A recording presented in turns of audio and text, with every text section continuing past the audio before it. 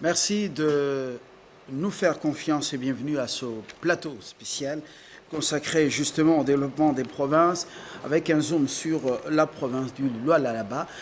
Lualaba, je crois que j'ai bien prononcé, 4 invités autour de ces tables. Claudel Chikamba, dans votre peau d'analyste politique. Merci. Vous avez à vos côtés Timothée. Je suis là. Le blanc ou le noir? Timothée le noir efficace. Voilà.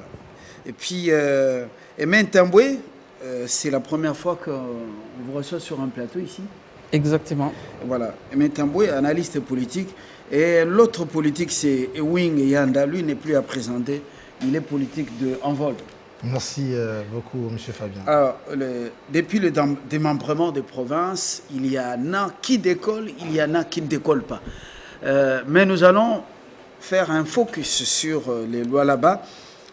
À ce stade, derrière les bâtisses, derrière ce qu'on a appelé les miracles du loi là-bas, eh bien, il y a une misère indescriptible quand même de la population. Cette misère qui n'est pas mise en vedette à Kinshasa. Est-ce que c'est aussi votre regard, Claudel? Merci beaucoup. Il est très faux de dire qu'il y a une misère indescriptible au Lualaba aujourd'hui. J'étais très édifié de suivre le gouverneur Mouyej à l'époque. C'était lors de la période préélectorale de novembre 2018 et même décembre 2018.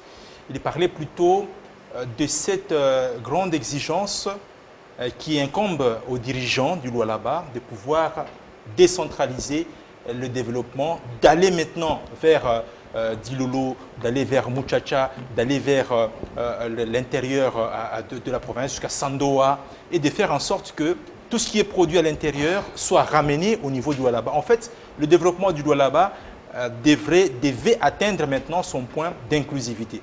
Donc, il est très faux de pouvoir affirmer qu'il y a une misère indescriptible qu'on ne met pas en avant et qu'on met en avant seulement la ville de Kolwezi. La ville de Kolwezi aujourd'hui qui a été transformée, qui a entamé sa transformation depuis l'avènement de M. Richard Mouyej Manguez-Mans comme commissaire spécial d'abord en 2015 et puis après comme gouverneur pour la première fois et puis gouverneur pour la deuxième fois avec notamment plusieurs actions qui ont été entamées, qui ont créé de l'attraction pour non seulement le secteur minier, mais aussi d'autres secteurs. Aujourd'hui, vous avez un secteur qui est très en vogue au Lualaba, c'est notamment le secteur des services, avec des hôtels un peu partout, avec des supermarchés un peu partout, avec des compagnies, n'est-ce pas, de transport qui font les transports entre les villes de Lubumbashi et de Kolwezi, ainsi que la ville de Likasi, et qui font que vous sentez aujourd'hui que le Lualaba, ce n'est pas seulement ce qu'on dit qu'il y a de la misère indescriptible. Mais aujourd'hui, le grand défi que le gouverneur a, parce qu'il y a aussi ce défi de sincérité, il a toujours évoqué, même à l'époque, depuis 2018, comme je viens de le dire, c'était de pouvoir aller maintenant vers l'inclusivité. Et donc aujourd'hui, cet homme manque terriblement à sa province parce que vous savez qu'il est parti avec une maladie et qu'il devrait maintenant rentrer. Et donc aujourd'hui, c'est cet homme qui manque vraiment à sa population et qui très bientôt sera là pour continuer ce travail-là, bien sûr avec toute l'équipe, à commencer par la vice-gouverneure et bien sûr les membres du gouvernement provincial. Alors, je voudrais, Timothée, on va revenir à vous. On prend Aimé Ntamboué et moi. Aimé, quelle est votre lecture personnelle? Votre regard, ça c'est Claudel qui le dit, parce que lui, il garde un pied de l'autre côté. Je sais pourquoi je dis ça. Quel est votre regard personnel? Non, écoutez, ce que Claudel vient de dire est vrai. Le Lualaba d'aujourd'hui n'est pas le Lualaba d'avant Richard Mouyej Manguez-Mans. Parce que, je ne sais pas, quand Richard Mouyej Manguez-Mans arrive en 2015 au Lualaba, il trouve une province enclavée, une province qui n'avait pas des infrastructures qu'il fallait, une province qui, en dépit de tout ce qu'elle avait comme richesse. Une nouvelle province. Une nouvelle province qui Ancien avait plusieurs district besoins. du Lualaba, un des districts du Haut-Katanga. Plutôt de la province du Katanga. Du Katanga, Voilà. ok. Tout était devant lui, alors il fallait commencer à zéro, il fallait tout lancer.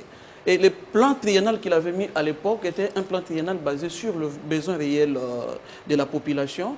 Et aujourd'hui, à travers plusieurs grandes réalisations dans plusieurs domaines tels que l'éducation, la santé et autres, les Lualabais vivent aujourd'hui mieux, ils voient leur vie se transformer à travers différentes réalisations du gouverneur Richard Mouyej Manguez-Mans. Donc dire que la population est en train de croupir dans une misère atroce, c'est faux. La population est en train de voir sa vie se transformer au jour le jour. Alors, le Noir, Fika, quel est votre regard depuis le début de cette province? Un développement qui intéresse est devenu un modèle pour d'autres provinces qui ne décollent pas ou qui décollent. Et vous avez le même regard sur le là-bas. Si le secteur touristique et hôtelier a donc beaucoup décollé, si l'emploi a donc du vent en poupe, mais alors quel est votre regard dans d'autres secteurs de la vie? Merci beaucoup pour l'invitation, surtout pour la question. J'ai toujours eu le plaisir, évidemment, et la joie de parler du Lualaba. Le Lualaba, je l'ai connu avant Richard Mouyej. Moi, j'aime toujours rester dans un français plus facile. Ça veut dire que le Lualaba, à l'époque, c'était vraiment un village. Hein. Quand je dis village, ça veut dire qu'il n'y avait rien en termes de mouvance. Mais d'ailleurs, qu'il me soit permis d'ouvrir une parenthèse, les Lualaba ou encore les Lualabins doivent s'estimer heureux d'avoir un gouverneur comme Richard Mouyej Manguez-Mans, parce que déjà à l'époque, il était ministre de l'Intérieur. C'est lui qui a traité la question sur la décentralisation et le découpage. Et aujourd'hui, les Lualaba, qui d'ailleurs depuis l'époque du maréchal Mobutu Kolwezi était la capitale économique, et aujourd'hui, les Lualaba reste toujours la capitale économique de la République démocratique du Congo. Avoir un gouverneur comme Richard Mouyej Manguez, écoutez, pour moi, je ne dis pas que c'est une chance, mais c'est une grâce. Parce que ça m'arrive après 4-6 mois à Lualaba. Nous sommes dans un pays dont les marchés de l'emploi est maigre. Mais bizarrement, quand vous arrivez au Lualaba, il y a toujours fluidité, il y a toujours création d'emplois. Je ne sais pas comment fait le gouverneur Richard Mouyej, ayant ce sens élevé du managérial pour cette province. Donc aujourd'hui, je peux dire que le Lualaba est une référence et je ne cesse de le dire que ça ne dérange pas certaines sensibilités. Le gouverneur Mouyej reste jusqu'à preuve du contraire le meilleur gouverneur de la République démocratique du Congo. Parce qu'il faudra arriver au Lualaba, comprendre, voir, vivre ce qui s'est fait au Lualaba. Vous comprendrez que non seulement autour des Kabyles à l'époque, mais aujourd'hui autour des Fachi Béton, il n'a pas le choix. Un Mouyej Manguez-Mans pour le Lualaba, c'est vraiment une grâce pour la République. Wing, les bâtisses, le ventre du peuple pris en compte. Alors, ce que le Noir dit, c'est du monument ou c'est la réalité sur le terrain? Bon, en fait, je crois ici avoir récolté les approches des uns et des autres qui sont totalement vraies, qui ne sont pas du tout fausses. Le problème aujourd'hui, c'est que nous-mêmes, nous avons été parmi ceux qui n'avaient pas voulu à l'époque la décentralisation de provinces. Mais il faut dire qu'il y a quelques provinces qui se sont distinguées. Du démembrement. Certaines provinces. Voilà, pour le développement au fait, au niveau de villes et territoires, comme ça a été prévu dans le cadre de cette décentralisation. Et donc, il faut dire qu'il y a quand même des provinces qui se sont distinguées, notamment aujourd'hui le Lualaba, dont nous sommes en train de parler avec le gouverneur Richard Mouyej. Il y a le Haut-Katanga également.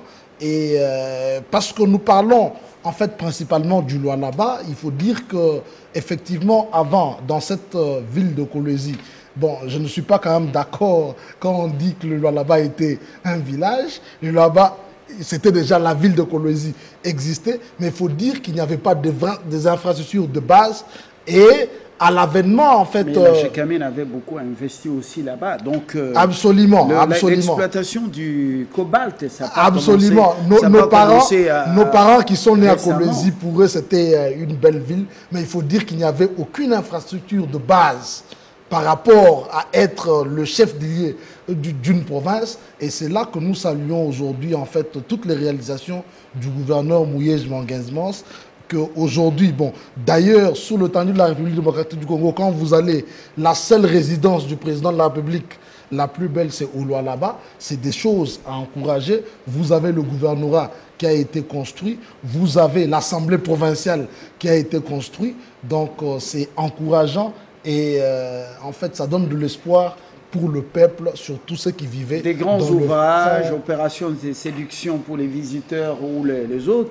Mais le ventre des Lualabé, est-ce qu'il est pris en compte, ça, au-delà de tout ce décor, oui, qui est visible, palpable? Mais absolument, le Lualaba est une province minière, l'activité principale aussi. Vous avez, en fait, nous ne sommes pas les chanteurs, en fait, sur ce plateau des œuvres du gouverneur Mouyej, mais nous avons les yeux, nous avons vu, nous avons entendu.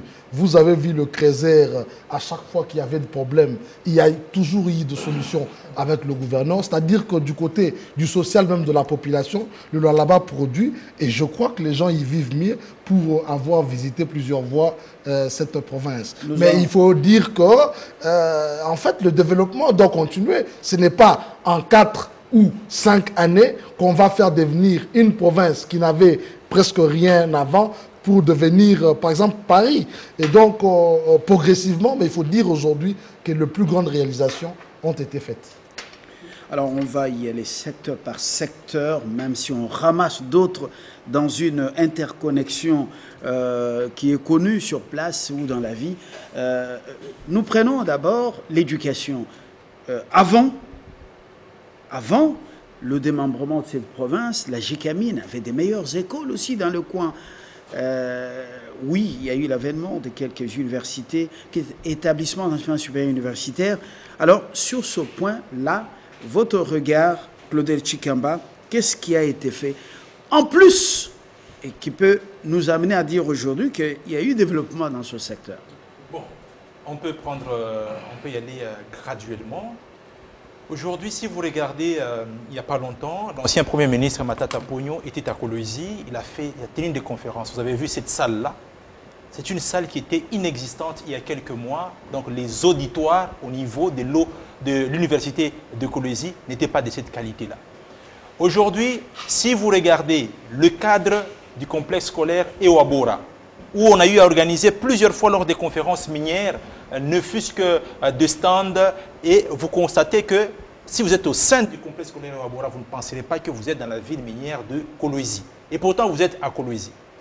Et au-delà toujours, dans le cadre de l'éducation, au moment où je vous parle, à l'intérieur, il y a dans plusieurs cités, il y a des écoles qui sont en construction. Et ça, c'est une œuvre qui a été faite sous l'impulsion du gouverneur Richard Mouyej Manguinzmas, suivant la philosophie du président de la République, Félix-Antoine Tshisekedi Tshilombo. Alors, au-delà de cela, le gouverneur Richard Mouyej, parce qu'on parle de l'éducation, a eu à souscrire à une mentalité révolutionnaire, celle d'envoyer chaque année pratiquement à Chypre, et mais donc en Europe, des enfants qui étudient à Kolwezi pour la première fois. Les enfants qui étudient à Kolwezi, on prend pour les 10, je crois 10, même il y a un moment donné qu'on a pris même une vingtaine, on paye pour eux les études et les parents n'auront qu'à constater comment est-ce qu'ils vont soit les accompagner. Il y a même des parents qui nous ont accompagnés jusqu'à Kinshasa. Ils arrivent à Kinshasa, ils voient que leurs enfants vont embarquer pour l'Europe.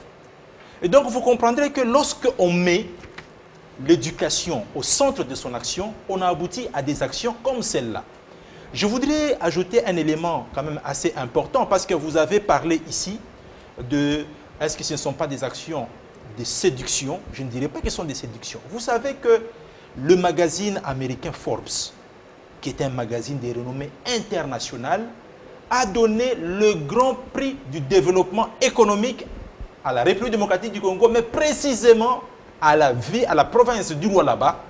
Et le gouverneur Richard Mouyej a été même invité jusqu'aux États-Unis pour recevoir ce prix-là. Et pour la première fois, les Américains étaient étonnés de voir un gouverneur qui vient de l'Afrique centrale, précisément de la République démocratique du Congo et du Sud-Est, pour recevoir ce grand prix-là, où les Américains du magazine Forbes le félicitaient pour lui dire « Continuez ainsi à travailler ». Un monsieur comme celui-là... Vous connaissez les magazines, ce qu'ils font même en Europe. Vous avez également Jeune Afrique, qui encense qui il veut. Alors, bon, c'est pas Dieu le Père qui a parlé. Non, Forbes n'est pas quand même n'importe quel magazine. Allez dans l'historique de Forbes, ne soit sur Internet, vous allez voir quelle est la renommée de ce magazine-là.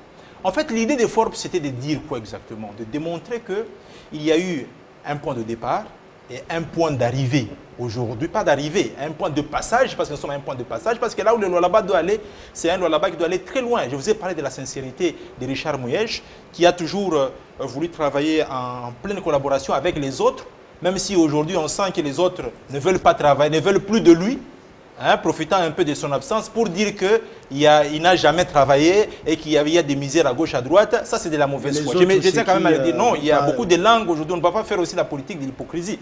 Nous savons qu'il y a maintenant des gens qui veulent privilégier la politique, n'est-ce pas, à la place du développement. Vous avez un monsieur qui a travaillé pendant des années et qui a amené la province d'un point 1 à un point 10. Mais aujourd'hui, pendant que la personne est terrassée par la maladie, alors qu'elle doit même revenir d'ici là, vous vous battez pour démontrer qu'il y a la misère partout. Vous allez seulement amener les gens sur des routes qui sont en réalité en chantier parce que bien prévues. Non, je ne parle de personne. Je ne parle de personne. Mais je voulais juste vous dire que aujourd'hui, il est important de comprendre que le secteur de l'éducation, pour répondre à votre question, est en vogue au Lualaba. Et au moment où nous sommes en train de parler sur ce plateau, il y a des enfants du Lualaba qui sont aux côtés des descendants des Mérovingiens et des Carolingiens en Europe, n'est-ce pas? Parce qu'il y a eu une vision futuriste du gouvernement provincial du Lualaba. Et à ce titre-là, en tant qu'analyste, c'est là où je pense qu'il faut continuer sur cet élan-là. Et s'il faut continuer sur cet élan-là, il ne faut pas négliger que ce soit les vice-gouverneurs ou bien les gouverneurs, mais prendre une analyse systémique et se dire que tout le monde a besoin d'être là pour bien travailler, à commencer par le gouverneur Richard Muyej, qui a donné cette impulsion-là. Alors, il y a également une vie après le cobalt et l'exploitation du cobalt. Est-ce qu'on s'est déjà inscrit dans cette logique, l'après-cobalt? Exactement. Quels sont les secteurs dans lesquels l'exécutif provincial et les privés envisagent des investissements ou ont commencé des investissements à longue durée pour permettre justement à la population de ne plus, vous savez que les matières premières sont épuisables. Épuisables, exactement. Voilà. Richard Muyej est un grand visionnaire, il sait voir très loin et il sait anticiper. Parce qu'un bon politicien, un bon leader, est celui qui a cet esprit-là anticipatif. Richard Muyej avait déjà vu très très loin. C'est la raison pour laquelle, même dans son plan quinquennal qui court, il avait déjà prévu la diversification de l'économie dans sa province. Et en dehors des mines, parce qu'il fallait d'abord commencer par assainir les mines, parce qu'il y avait beaucoup de désordre dans ces secteurs. Il fallait assainir ces secteurs. Et après, il a tout fait pour diversifier l'économie de cette province, en passant par des autres secteurs clés, notamment le secteur touristique. Le Lualaba a plusieurs sites touristiques, naturels, tout comme artificiels. Alors il fallait viabiliser ces sites-là parce que ce sont des sites qui sont enviés au niveau national et international. Tout le monde aimerait aller visiter ces sites-là. Et dans les domaines touristiques, même lorsqu'il est arrivé, parce que vous savez, le tourisme n'évolue jamais sans les domaines hôteliers, les gouverneurs avaient déjà subventionné beaucoup de jeunes qui avaient des projets dans les domaines hôteliers. Et ça a permis aujourd'hui à la province d'avoir plusieurs infrastructures hôtelières pour permettre aux visiteurs de se retrouver dans ces secteurs, aux visiteurs qui viendront ou qui seront au Lualaba, de se retrouver et de passer des bons moments au Lualaba parce que la province est aujourd'hui appréciée par tout le monde. La province est aujourd'hui une référence au niveau national et international. Et le troisième secteur, c'est le secteur agricole. Et dans ce domaine-là, Richard Muyej a opté pour le partenariat public-privé. Il travaille avec plusieurs experts, il y a des intrants qui sont distribués aux agriculteurs, il y a des partenariats qui ont été noués dans le sens de booster ces secteurs. Et aujourd'hui, la province a une farine made in Lualaba à cause de cette bonne politique mise en place par le gouverneur Richard Muyej Manguez-Mans. Donc il n'y a plus que les mines aujourd'hui au Lualaba, mais il y a aussi le tourisme et l'agriculture. Alors, sur le plan environnemental, Monsieur Lenoir, vous qui fréquentez le Lualaba, dites-nous la vérité, la gestion environnementale, vous savez que là on exploite les minéraux, il y a toujours des conséquences sur le plan sanitaire pour la population. Est-ce que les sociétés qui exploitent remplissent leurs responsabilités sociétales, ce qu'ils payent, est-ce que ça c'est vraiment affecté à cette gestion environnementale? Dans l'exploitation du cobalt, on parle aussi d'une certaine teneur de l'uranium et d'autres minéraux. De ce côté-là, est-ce qu'on a un leadership visionnaire? Si, on a un leadership visionnaire. Pourquoi? Parce que ça m'arrive très souvent d'aller au Lualaba. Et quand je vais au Lualaba, c'est non seulement dans les cadres du tourisme, c'est aussi dans les cadres du travail. Et quand je parle du travail, ça veut dire que nous y réfléchissons par rapport à tous les secteurs, mais plus particulièrement les secteurs miniers. Il faudra dire que le gouverneur a vraiment les yeux ouverts, comment dire, par rapport aux conditions. Ça veut dire que les sociétés privées, tant publiques, doivent remplir des conditions. D'ailleurs, vous remarquerez déjà son absence explique beaucoup de choses. Il y a tout le temps, comment dire, des gens qui meurent. Pourquoi? Parce qu'il n'y a pas trop de suivi en termes de régularisation du point à point par rapport aux conditions de travail des Lualabins. Mais moi, il y a une chose que j'aime par rapport à cette manière de faire, à cette manière de gouverner de la part du gouverneur Mouyej, comme vous venez de dire. Moi, je vais être différent avec les amis. Ce que j'aime là-bas au Lualaba, c'est que le gouverneur Mouyej, il est dans la visibilité. Une gestion visible. Lui, il aime ce qui frappe dans les yeux. Et quand vous passez par là, vous sentez que oui, le Lualaba a un gouverneur visionnaire qui aime ce qui frappe dans les yeux. Ça veut dire que ça ne peut pas rater. Il faut qu'il y ait des infrastructures. Au niveau minier, il faut bien rassurer le personnel lualabin et qu'il soit dans de meilleures conditions, les transporteurs, tout le monde. Donc, ce qui fait qu'aujourd'hui, les Lualabins, vraiment, quand vous les regardez, vous sentez qu'ils sont un peu désemparés par rapport à l'absence de l'homme. Et pourquoi l'homme? Parce que l'homme sait cogner là où il faut. Et l'homme, quand il cogne, il ne porte pas des gants. Ça, c'est sa spécialité pour l'intérêt des Lualabins. Et un Lualabin... Ça, c'est le marketing politique. J'aime ça. Ça, c'est ma particularité. Pourquoi? Parce que ça m'arrive d'aller là-bas et les Lualabins avancent. Le Congo central, il y a des pas. Kinshasa, il y a un peu des pas par rapport aux moyens. Mais la force du Lualaba, c'est que le gouverneur est flexible. Par rapport aux redevances minières, ça permet à ce que les Lualabins en profitent. Les compagnies minières remplissent bien leurs responsabilités. Les responsabilités très suivies par rapport à la politique. Et puis la gestion environnementale est efficiente. La gestion environnementale est très suivie des rigueurs, parce que lui-même, c'est un homme écologique qui suit tout de près. Alors aujourd'hui, on attend que les retours de l'homme. Wing, c'est à vous de ramasser maintenant, parce que vous avez l'habitude de ramasser. Bon, merci. Hein, et je crois que les amis ont presque dit tout. Tout ce que nous voulons, c'est le développement, au fait. De développement, il y a aussi le social, le ventre de la population. Absolument. Séduire les gens avec des bâtisses, séduire avec les structures d'accueil, mais il y a au fond aussi la population. Quand vous allez dans l'arrière-province, c'est la misère, c'est la vraie misère. Mais écoutez... Avec des écoles qui n'existent, qui n'ont même pas existé au Moyen-Âge. Je crois qu'il n'y a aucune... Vous avez déjà vu ces écoles, quand même, non? Qui sont d'ailleurs en projet pour réfectionnement, si vous voulez, réhabilitation. Certaines écoles à Dilolo, partout dans d'ailleurs, les villages. Dilolo bénéficie beaucoup de l'attention du gouvernorat.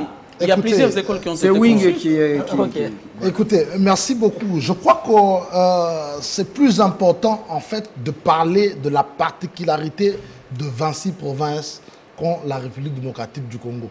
Et sur le 26, nous avons dit qu'il y a quelques-unes, si pas deux, c'est 3 qui se sont développées à ce jour, dont le travail est visible de la part et de la population et des investisseurs qui viennent d'ailleurs en grand nombre. Mais il y en a aujourd'hui, il faut dire que le Lualaba se développe sans beaucoup de tapage. Et de l'autre côté, on a choisi le management le plus visible, ou la visibilité. Il faut être présent. Non, mais c'est comme ça que je dis aujourd'hui que le développement de toutes les provinces, en fait, est à constater. Il n'est pas, bon, au-delà de la médiatisation, qui fait d'ailleurs partie du tourisme que nous devons en fait faire pour exciter les expatriés, exciter le partenaire qui peuvent venir. Parce qu'aujourd'hui, il faut dire que avec notamment Richard Mouyej à la tête du Lualaba, il y a de près, même de la part des expatriés. Donc, vous avez des gens en fait qui souscrivent à la vision du gouverneur, qui veulent aider le peuple lualabais en donnant de près pour notamment les infrastructures et tout ça. Et cet argent leur est remis selon les conditions prévues par nos lois. Et ça, c'est quelque chose, parce que vous parlez du tourisme, je voudrais moi m'atteler là-bas. Vous savez que le tourisme, il y a des pays en fait en Afrique et même dans le monde qui n'ont pas ni de minéraux, qui n'ont pas de grandes ressources naturelles, mais qui vivent de tourisme. Aujourd'hui, il faut dire que le tourisme au Lualaba, avec notamment tous les sites touristiques qu'il y a, le grand bâtisse, les hôtels construits. D'ailleurs, à l'époque, le gouverneur Richard Mouyej avait il avait préfinancé. Il avait préfinancé quelques hommes d'affaires de la province pour qu'ils puissent construire des hôtels. C'est à l'époque où il y avait, je crois, l'activité minière, la conférence minière. Voilà, les hôtels ont été construits au niveau de la ville. Et donc, vous avez ce développement là-bas qui attire des investisseurs de venir. Mais chose que nous sommes d'ailleurs aujourd'hui en train de déplorer, de ce que le 3 mois d'absence du gouverneur Mouyej, les choses semblent...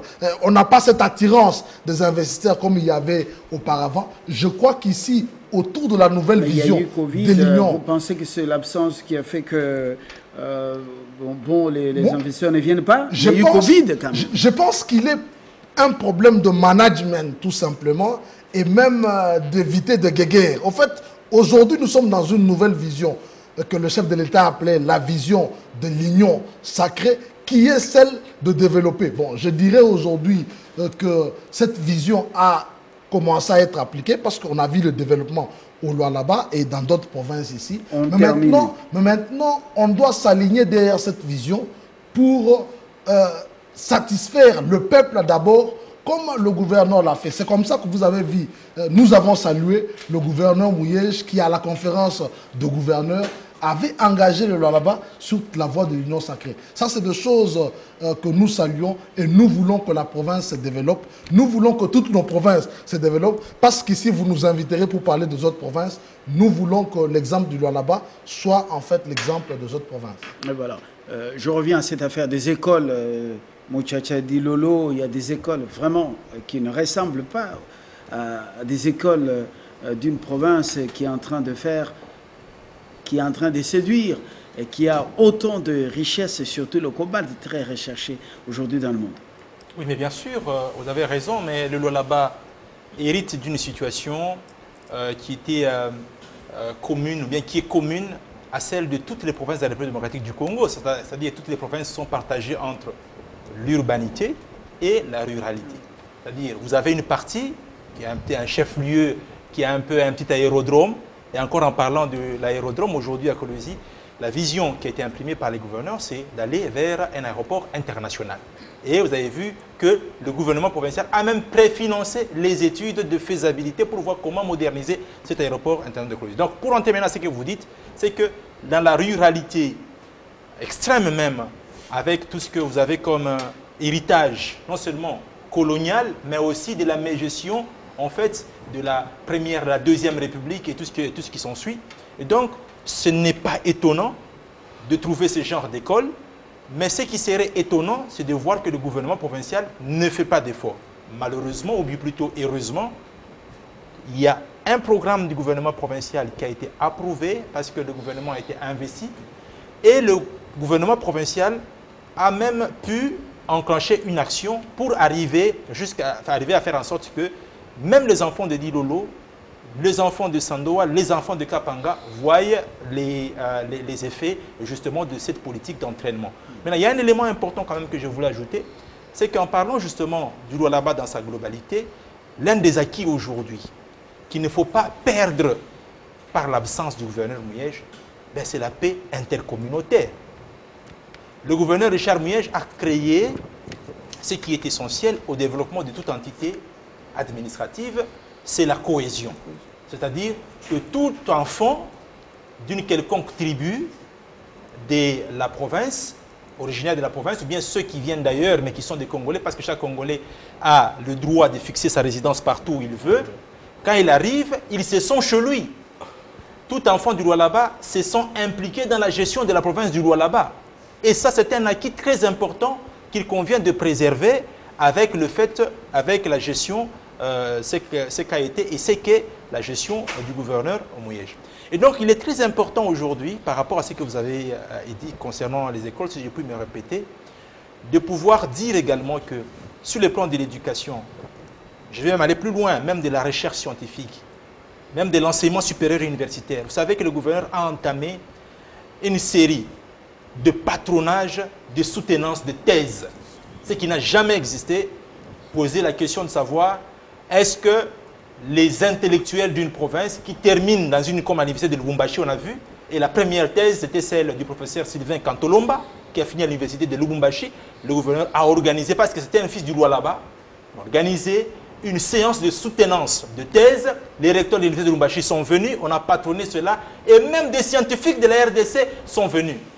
Beaucoup de scientifiques de la RDC reviennent du Lualaba et ont vu comment ça s'est fait. Après la thèse de Sylvain Kantolomba, parce que nous sommes dans le domaine de l'éducation, une autre thèse, une autre soutenance de thèse publique a été organisée, et cela a permis d'être comme une sorte de vitrine pour tout le monde et pour toute la République, parce qu'on voit que ce sont des choses inédites, organiser une sorte d'université populaire pour vendre la province du Lualaba. Les matières, comment on dit, les espèces sonnantes et trébuchantes attirent tout le monde, même la science est séduite. Vous avez compris que là où on fait les champs, il y a la banane.